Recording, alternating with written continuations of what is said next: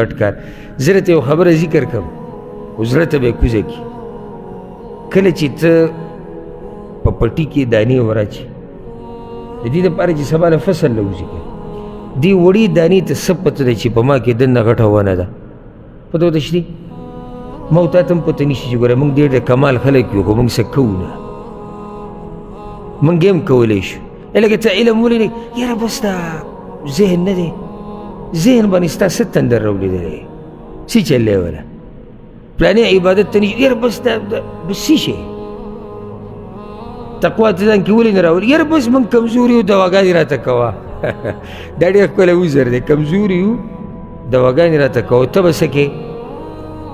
ما ورته هر کار کولی شو د الله په توفیق سره خو که محنت وکړو د دنیا او که د آخرت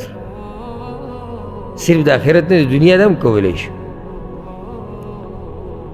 دا تاریخ کې چې دا کوم خلک تیر شوي دي د صحابه کرام او تابعین او بیا د اوسه پورې راځه نږدې وخته پورې کوم علما او اوس چې کوم علما لګیا دي د تاریخ په پاڼو کې به یي دا هم زموږ په شان انسانان دي دا هم زموږ په شان خلک دي او کومو خلکو چې دین دپاره او د الله دپاره قربانیانې ورکړي. وګوره که نه څنګه تذکرې په تاریخ کې پاتې شوه هر څه پرېږده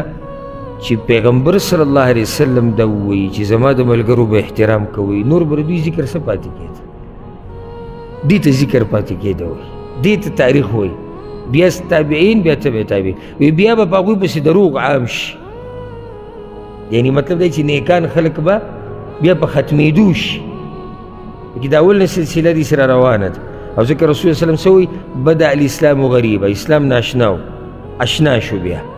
دا به بیا ناشنا کېږي نو دا خبره ورو ورو داسې روانه ده چې د اسلام ناشنا کېږي دینداري ناشنا کېږي نو چې تبع تابعینو په زمانه هغې پسې چې بیا کومه زمانه ده په هغې کې دروغ شروع کېږي نو زموږ په دې زمانه کې به دروغ څومره وي که نه نشتې داسې ووایي چې رښتیا پکې لږ دي رښتیا پکې لږ دي نو رسول صلی الله علیه وسلم دې ځای کې وصیت ته چا په باره کې وکړو صحابه کرام تابعین تبع تابعین چې د دوی به قدر او احترام کړي او دقه زموږ منهج ته الحمدلله لکه اوس دغه ته وګوره روافظو ته شیعګانو ته هغوی سهار ماښام صحابه کرامو باندې لعنت عنه بلکې وایي اکثر پکې مرتد شوي والعیاذ بالله. بیا نواصب دا یو فرقه ده دوی ته چې وګورې نو دوی سهار ماښام په اهل بیت پسې بدې ردې وایي او تر دې چې کافران کوي. زموږ منهج دا ده الحمدلله چې د صحابه کرامو په باره کې به همیشه ښه خبره کوي بلکې د هغوی دفاع به کوي. زه تاته یو صحابي نه یادوم د الف نه د یا پورې که کشر دی که مشر دی که په آل بیت کې راځي او که هغې کې نه راځي ته به قدر کې ته به احترام کې خپله ژبه په کنټرول کې ساتي او د هغه قوم په باره کې خبرې کول چې الله و عزت راضي یم زه وایم دا سړی دا کوم سړی چې صحابه کرامو باندې اعتراضات کوي د ده نه هغه خر هوښیار دی کوم چې د ده په کور کې ولاړ دی ولې چې هوښیار دی